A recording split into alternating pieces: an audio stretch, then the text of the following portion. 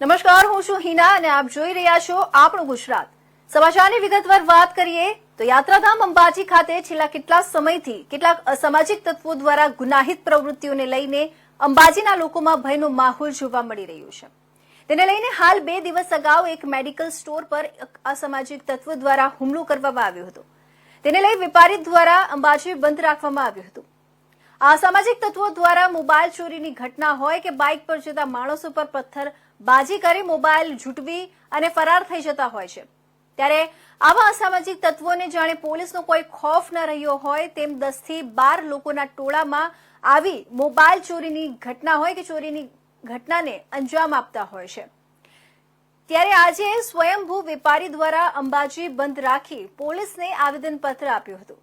Police દ્વારા પણ ખાતરી આપવામાં આવી છે કે હવે પછી કોઈ પણ આવા બનાવો નહીં બને અને અમે કડક પગલાં લઈશું, જેથી કરીને આવા તત્વો જે છે તેમના પર સખ્ત કાર્યવાહી કરી શકાય અને તેવું તેમણે ગામના વેપારીઓને આશ્વાસન આપ્યું હતું.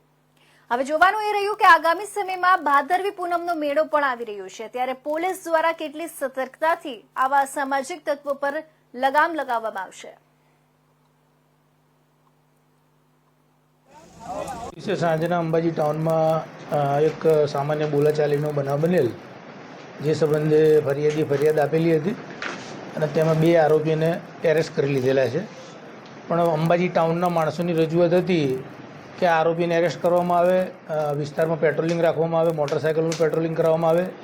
એ બાબતે એ લોકોએ ભેગા થઈ અને આવેદનપત્ર આપ્યું છે, જે સ્વીકારવામાં આવ્યું છે અને એ લોકોને બાંયધરી આપતા અંબાજી બંધનો જે ઇસ્યુ હતો એ સોલ્વ થઈ ગયો છે અને તમામ બજાર સંપૂર્ણ ચાલુ થઈ ગયા છે.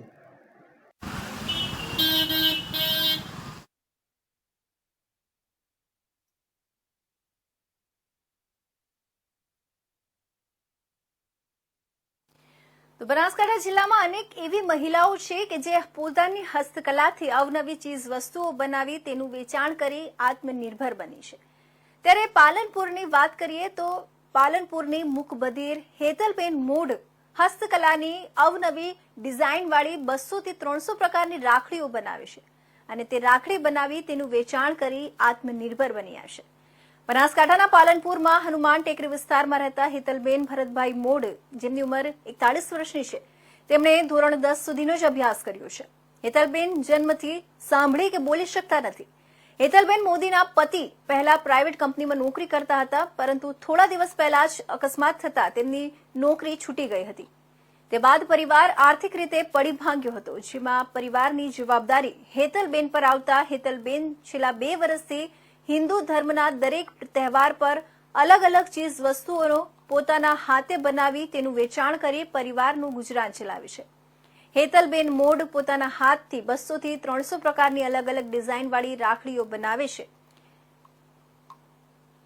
10 રૂપિયાથી લઈ 50 રૂપિયા સુધીની રાખડીઓ બનાવે છે. તેઓ ઓનલાઈન ઓર્ડર પ્રમાણે હૈદરાબાદ, અમદાવાદ, વડોદરા તેમજ ગુજરાતના અનેક જિલ્લાઓમાં વેચાણ પણ કરે છે. તેમજ એક્ઝિબિશનમાં અને બજારમાં વેચાણ કરી મહિને 10,000 થી વધુની આવક મેળવી રહ્યા છે.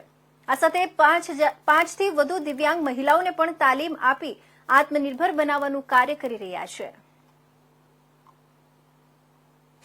2019માં શરૂઆત કરી હતી. ત્યારબાદ અલગ અલગ બહેનોને તાલીમ આપવામાં આવી હતી. ત્યારે અમારા ત્યાં વિવિધ પ્રકારની તાલીમો થાય છે, જેમ નાના છોતરા છે, મોતીના તોરણ બનાવવાના છે કે અલગ અલગ પ્રકારની તાલીમો આપે છે. ત્યારબાદ તાલીમોમાં અમારે આ હેતલબેન મોદી છે, એમને અમારે ત્યાં તાલીમમાં આવતા હતા. એ બોલી નથી શકતા, સાંભળી નથી શકતા. ઇવન એમનો ફેમિલીમાં એમના હસબન્ડ નથી બોલી શકતા, સાંભળી નથી શકતા. એમના ભાઈ ભાભી ફક્ત એમના પુત્ર એક બોલે છે અને એમનું ગુજરાન ચલાવવા માટે એમણે મારા ત્યાં તાલીમ લીધા બાદ એમણે પોતાનું આ એક હીરામોતી નામનું શોપ ચાલુ કરી છે હનુમાન ટેકરી પાસે. અને ત્યાં આગળ વિવિધ પ્રકારની રાખડીઓ, તોરણો અને અલગ અલગ પ્રકારની જેમ તહેવાર આવે છે, દિવાળી આવે છે તો દિવાળીએ તોરણ બનાવે છે કે અત્યારે ભાઈ બહેનનો તહેવાર આવે છે રક્ષાબંધનનો, તો એમાં વિવિધ પ્રકારની રાખડીઓ છે, જે મોતીની રાખડીઓ છે, ડાયમંડની છે. પછી ગિફ્ટ પેકિંગ કર્યા છે એમણે. ગિફ્ટ પેકિંગની અંદર એમણે વિવિધ પ્રકારનું પેકિંગ કર્યું છે. જેને બહારથી ટ્રાવેલ્સમાંથી ડાયરેક્ટ ભાઈને રાખડી બાંધવા જવી હોય તો ભાઈ ભાભીની રાખડી, ઇવન કંકુ ચોખા, ઇવન ચોકલેટ અને બધું એમ કરીને બોક્સ પેકિંગ બી કર્યું છે, ગિફ્ટ પેકિંગ તરીકે. અને અહીંયા આગળ એમણે અલગ અલગ ડાયમંડની રાખડીઓ બી બનાવી છે. 10 રૂપિયાથી લઈને 50 રૂપિયા સુધીની રાખડીઓ મળે છે અહીંયા આગળ. અને રાખડીઓમાં એ પોતે બેન જાતે જ બનાવે છે અને એમની સાથે બીજી બહેનોને તાલીમ આપે છે. એમની સાથે બીજી 5 બહેનોને પોતે રોજગારી આપે છે. સાથે એમને પોતે તો બનાવે છે, બીજી બહેનોને બી રોજગારી આપે છે. એટલે એમના માટે હું એક ગર્વ અનુભવું છું કે એમણે જે આ સાહસ કર્યો છે તેને અભિનંદન આપું છું. તો આ તરફ સાબરકાંઠા અને અરવલ્લી જિલ્લાના પશુપાલકો જીવાદોરી સાબર ડેરી સાથે લાખોની સંખ્યામાં પશુપાલકો જોડાયા છે. આમ તો સાબર ડેરી દર વર્ષે વાર્ષિક ભાવ ફેર ચૂકવતી હોય છે, પરંતુ ચાલુ વર્ષે સાબર ડેરીના નિયામક મંડળની ચૂંટણી યોજાયા બાદ સાબર ડેરીના ચેરમેન અને વાઇસ ચેરમેનની વરણી ન થવાના કારણે ભાવફેર ચૂકવવામાં મોડું થયું છે.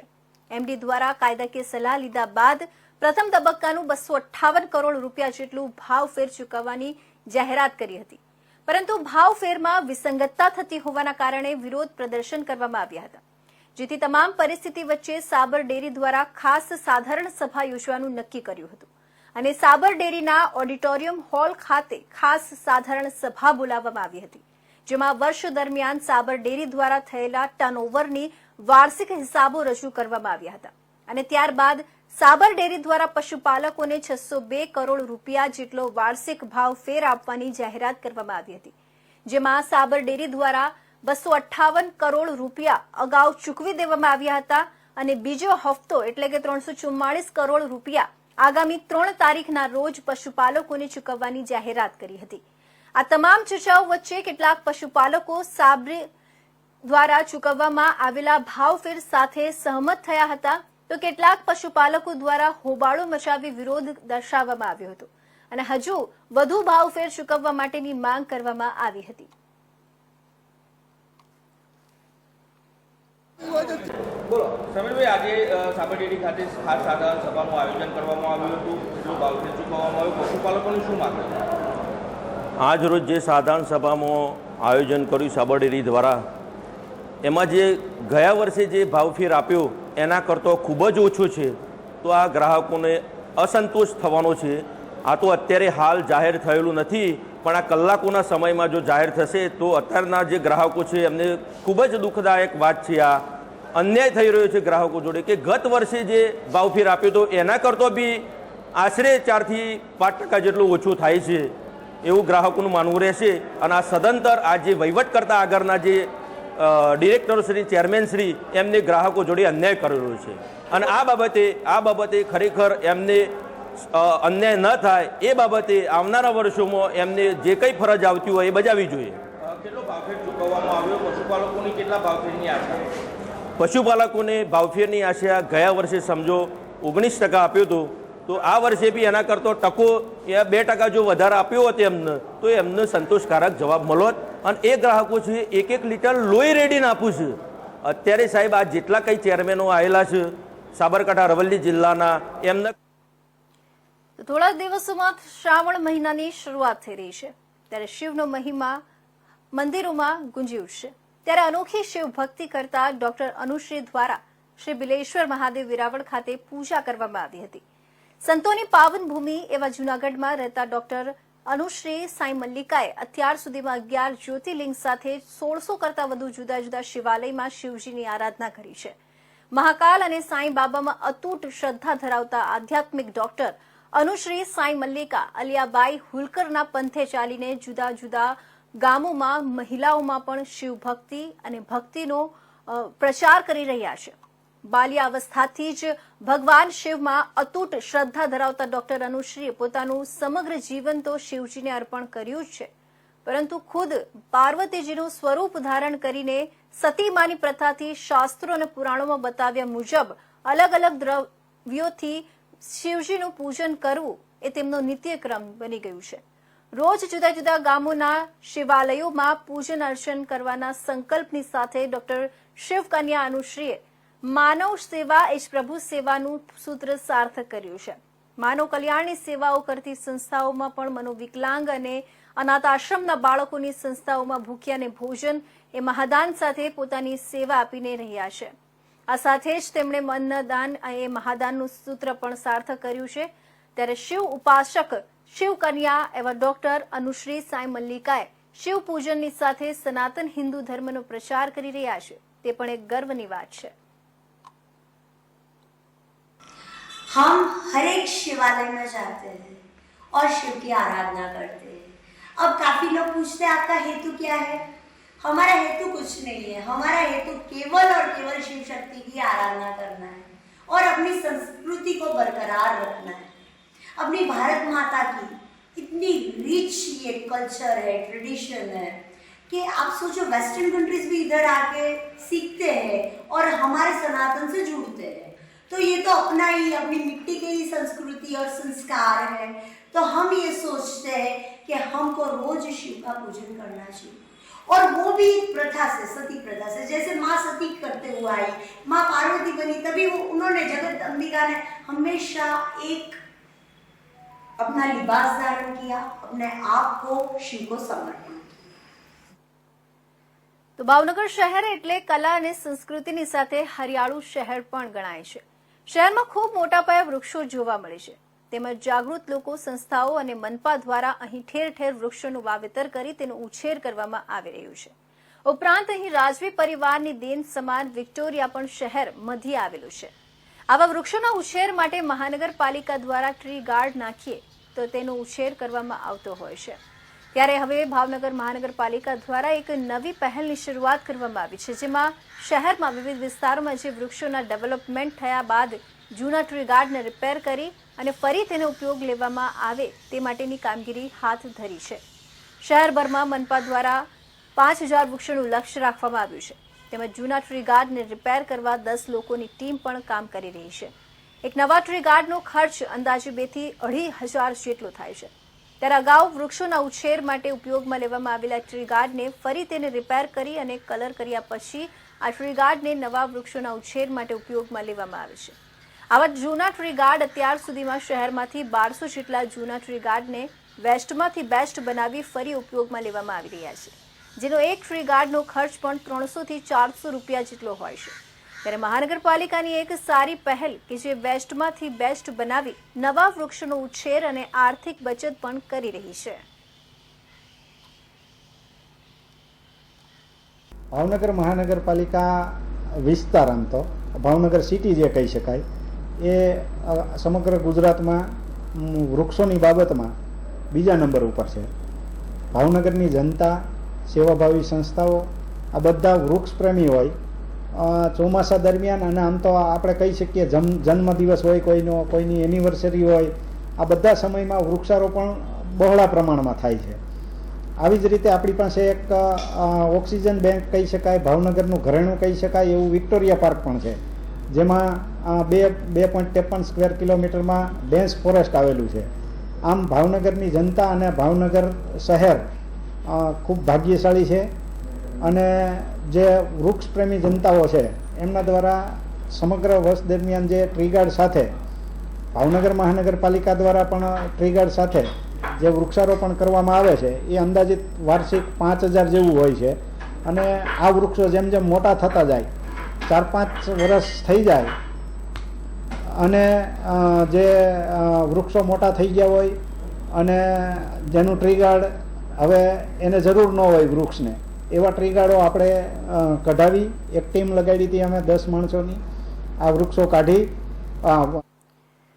તો આ તરફ બનાસકાંઠા જિલ્લાના વડગામ તાલુકાના તેનીવાડા પાસે ગમખ્વાર અકસ્માત સર્જાયો હતો, જેમાં 3 વ્યક્તિના મોત અને 2 વ્યક્તિને ઇજાઓ થતા ઇજાગ્રસ્તોને સારવાર અર્થે ખસેડવામાં આવ્યા હતા. બનાસકાંઠા જિલ્લામાં અકસ્માતનું પ્રમાણ દિન પ્રતિદિન વધી રહ્યું છે. ત્યારે રણુજા દર્શન કરી સુથાર પરિવાર મહેસાણા તરફ જઈ રહ્યો હતો. તે સમય દરમિયાન વડગામ તાલુકાના તેનીવાડા પાસે કાર ડિવાઈડર સાથે અથડાઈ હતી, જેમાં કારમાં સવાર પતિ પત્ની સહિત 3 વ્યક્તિઓના મોત નીપજ્યા હતા, તેમજ અન્ય 2 વ્યક્તિઓને ઇજાઓ થઈ હતી. આ ઘટનાને પગલે લોકોના ટોળે એકત્ર થઈ ગયા હતા અને પોલીસ અને એમ્બ્યુલન્સને જાણ કરવામાં આવી હતી, જેથી પોલીસ ઘટના સ્થળે દોડી આવી ઇજાગ્રસ્તોને એમ્બ્યુલન્સ મારફતે સારવાર અર્થે છાપી રેફરલ હોસ્પિટલમાં ખસેડવામાં આવ્યા હતા. આ અંગે પોલીસે ઘટનાને પગલે વધુ તપાસ હાથ ધરી છે.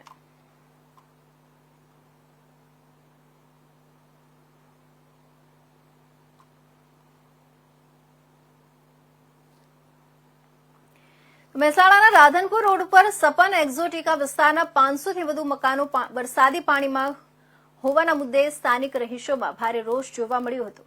સવારે ભેગા થયેલા રહીશોએ રાધનપુર પાંચોટ રોડ પર આવેલા વેસ્ટ સાઇડની સામે ચક્કાજામ કરતા 1 કલાક સુધી વાહન વ્યવહાર ખોરવાયો હતો. સ્થાનિક રહીશોએ શબ્દોમાં રોષ ઠાલવતા કહ્યું હતું કે છેલ્લા 5 વર્ષથી વરસાદી પાણીના નિકાલની સમસ્યા સામે લડી રહ્યા છે. વહીવટીતંત્ર સાંભળતું નથી. લેખિત તેમજ મૌખિક રજૂઆતો કરવા છતાં પરિણામ શૂન્ય છે. ત્યારે અમારે રોડ પર બેસવાનો વારો આવ્યો છે. જ્યારે બીજી બાજુ પાંચોટ ગામના સરપંચ લલિત પટેલે જણાવ્યું હતું કે જ્યાં સુધી મહાનગરપાલિકા નહીં બને ત્યાં સુધી વરસાદી પાણીના નિકાલની સમસ્યાનો અંત નહીં આવે.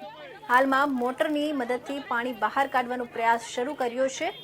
નોંધનીય છે કે સરપંચ આવતાની સાથે જ હાજર લોકોએ મત લેવા આવો છો પણ સમસ્યા સમયે ઉભા રહેતા નથી, જેઓ શાબ્દિક રોષ ઠાલવ્યો હતો.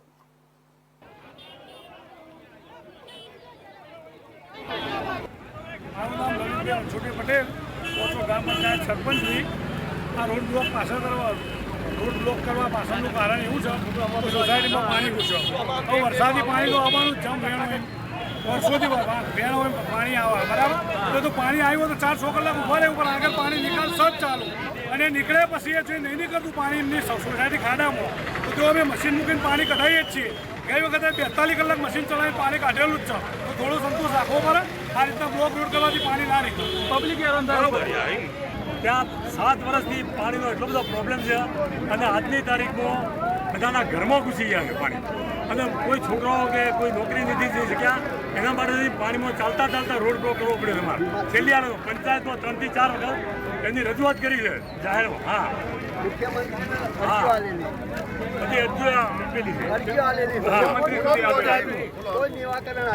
છેલ્લી તારીખ છે 22 તારીખે અરજીઓ આપેલી છે પણ પાણીનો નિકાલ જ નથી આવતો.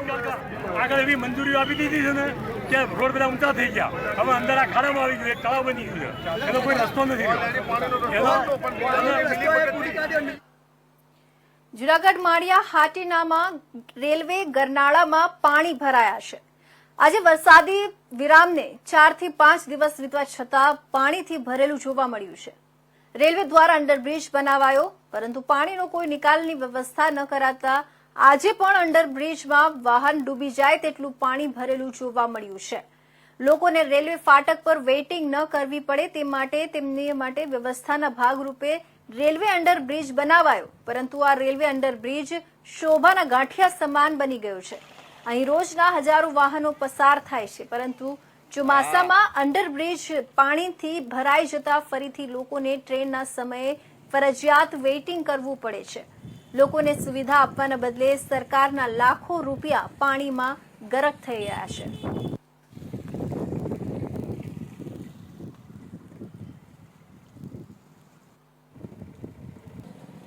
આજે અમે આ જે અંડરબ્રિજ માટે ઘણો સમયથી આ જે કામ કરેલ છે તેમાં પાણી નિકાલ માટે કોઈ સુવિધા કે વ્યવસ્થા નથી. અમારે કાયમી ખેડૂતને ખેતરે જવું હોય તો અમારે 2-3 કલાક અહીંયા ફાટકે ઘડીએ આવક જાવકમાં વાલે ખેલે બેસવું પડે છે, રાહ જોવી પડે છે. તો અમારે ખેડૂત માટે જે કાંઈ વ્યવસ્થા આ પાણીના જેમ રેલવેવાળા જો વહેલી તકે નિરાકરણ કરે એવી અમે અપેક્ષા અને માંગ કરીએ છીએ.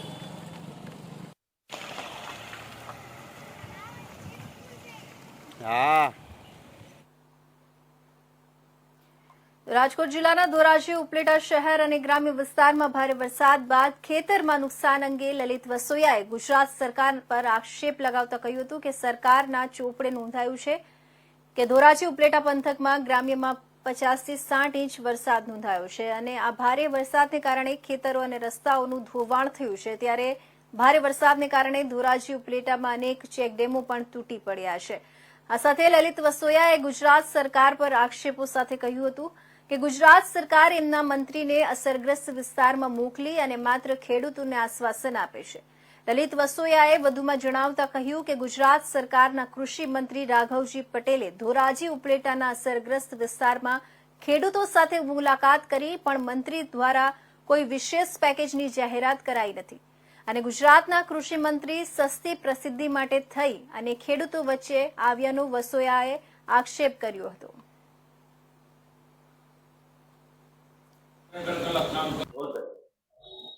ધોરાજી ઉપલેટા વિસ્તારની અંદર અતિવૃષ્ટિને કારણે 38 થી વધારે ગામોની અંદર 50 થી લઈ અને 75 ઇંચ સુધી વરસાદ નોંધાયો છે. ત્યારે રાજ્ય સરકાર પણ સ્વીકારે છે કે અતિવૃષ્ટિને કારણે ખેડૂતોને પારાવાર નુકસાન થયું છે, ખેડૂતોનો પાક બળી ગયો છે, ખેડૂતોના ખેતરો ધોવાયા છે, ચેકડેમો તૂટ્યા છે. કૃષિ મંત્રી શ્રી આ વિસ્તારની મુલાકાત લે છે, પરંતુ સહાયની જાહેરાત કરવાને બદલે સર્વેની વાત કરે છે. સર્વે કરવા માટે સરકાર પાસે સરકારી અધિકારીઓની, સરકારી કર્મચારીઓની ટીમ નથી. ત્યારે સર્વેની વાત મૂકીને જે ગામની અંદર 50 ઇંચથી વધારે વરસાદ નોંધાણો છે. તો ગુજરાત પર 2 દિવસથી મેઘરાજા રાજી થયા છે, જેથી રાજ્યમાં હળવોથી ભારે વરસાદ વરસી રહ્યો છે. ખાસ કરીને ઉત્તર ગુજરાત અને મધ્ય ગુજરાતમાં મેઘમહેર જોવા મળી છે. ગત 2 દિવસોમાં સારો એવો વરસાદ વરસતા નદીઓમાં નવા નીર આવશે અને ડેમમાં પણ પાણીની આવક થશે.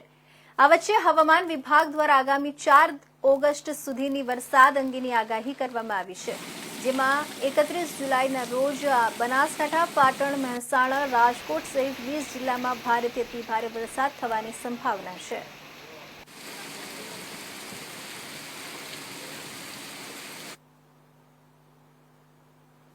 રાજકોટ જિલ્લાના ઉપલેટા તાલુકાના ખાખીજાળિયા પાસે રૂપાવટી નદી પરનો પુલનો એક સાઇડ તૂટી પડ્યો છે. નદીમાં ભારે પ્રમાણના પાણીની આવકને પગલે પુલની એક સાઇડનો ભાગ તૂટી પડ્યો. ખાખીજાળિયાથી ઉપલેટા, સુપેડી, સેવંતરા, મોજીરા, ભાયાવદર અને ભાણાવડ તરફ જતા વાહન ચાલકોને ભારે હાલાકી પડી રહી છે. પુલ પરના એક સાઇડ ભારે વાહન ચાલકો માટે બંધ કરાયું છે, જેથી ભારે વાહન ચાલકોને અવરજવરમાં હાલાકી ભોગવવી પડી રહી છે. નદી પર રાજાશાહીના સમયમાં બનાવેલા પુલની તંત્રએ યોગ્ય જાળવણી ન કરતા પુલની સાઇડનો એક ભાગ તૂટી પડ્યો હોવાનો સ્થાનિકોનો આક્ષેપ છે. તાત્કાલિક પુલનું રિપેરિંગ કામ હાથ ધરવા માટે લોકોએ માંગ કરી છે. હાલ લોકો જીવના જોખમે પુલ પરથી પસાર થવા મજબૂર બન્યા છે.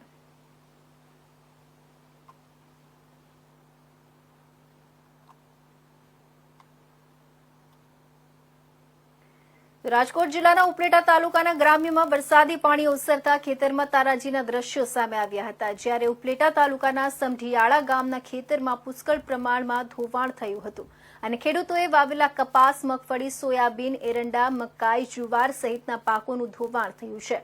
ઉપલેટા તાલુકાના અનેક ખેતરો ભારે વરસાદને કારણે બેટમાં ફેરવાયા હતા. ઉપલેટાના ગ્રામ્ય વિસ્તારમાં 12 ઇંચથી 17 ઇંચ વરસાદ વરસ્યો હતો. ઉપલેટાના સમઢિયાળા ગામના ખેતરોમાં તારાજીના દ્રશ્યો સામે આવ્યા છે. ઉપલેટા તાલુકાના સમઢિયાળા ગામના ખેતરોનું ધોવાણ થયું હોય એવા દ્રશ્યો સામે આવ્યા બાદ ખેતરમાંથી માટી વહી ગઈ હોય એવા દ્રશ્યો સામે આવ્યા હતા. હાલ ખેડૂતોને ફરીથી નવું વાવેતર પણ નહીં થઈ શકે એવી સ્થિતિનું નિર્માણ થયું છે. ખેતરમાંથી માટી ધોવાઈ ગઈ હોવાના કારણે વાવેતર નહીં થયું હોવાના લીધે ઉપલેટા તાલુકાના ખેડૂતોને 1 વીઘા દીઠ 12 થી 15 હજારનો ખર્ચ કરવો પડ્યો હતો.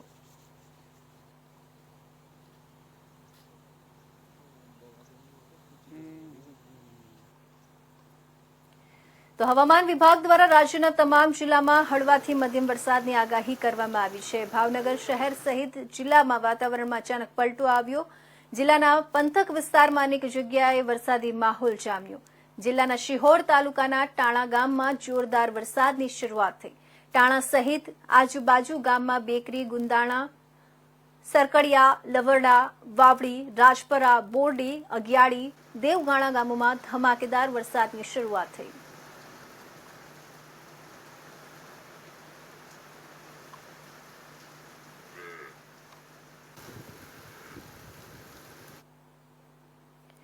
તો આ તરફ છેલ્લા 3-4 દિવસથી વરસાદની હેલીથી પાટનગર પાણીથી તરબતર થયું છે.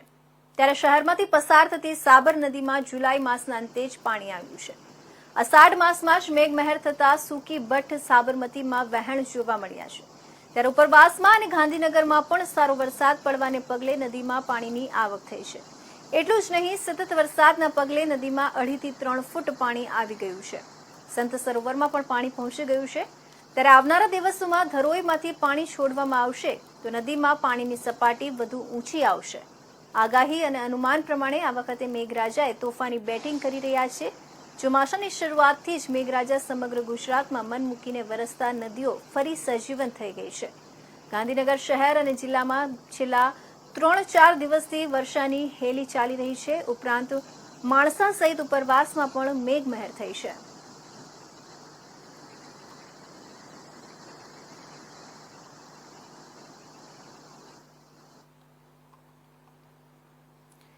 તો આ તરફ પાલનપુર ગઢખસા માર્ગ પર રોડનું ધોવાણ થતા એસટી બસ સહિતના વાહનો ફસાઈ ગયા હતા, જેના કારણે વાહન ચાલકો અને મુસાફરોને ભારે મુશ્કેલીનો સામનો કરવો પડ્યો હતો.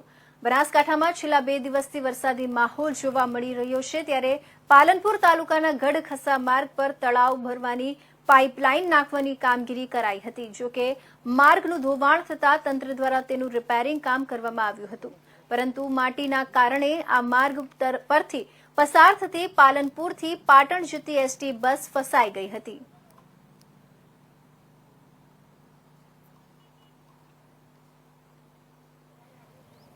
તો શ્રાવણ મહિનામાં સોમનાથ મહાદેવના દર્શને લાખોની સંખ્યામાં ભાવિકો આવતા હોય છે અને મોટી સંખ્યામાં મહાદેવની પૂજા અર્ચના કરતા હોય છે. જેમાં પણ ભાવિકોની સૌથી પ્રિય પૂજા એટલે સોમનાથ મહાદેવની ધ્વજા પૂજા. ત્યારે 30 દિવસનો શ્રાવણ રૂપી શોભોત્સવ આવી રહ્યો હોય મહાદેવની ધ્વજા પૂજા અગાઉના વર્ષો કરતા વધુ નોંધવાની સંભાવના છે.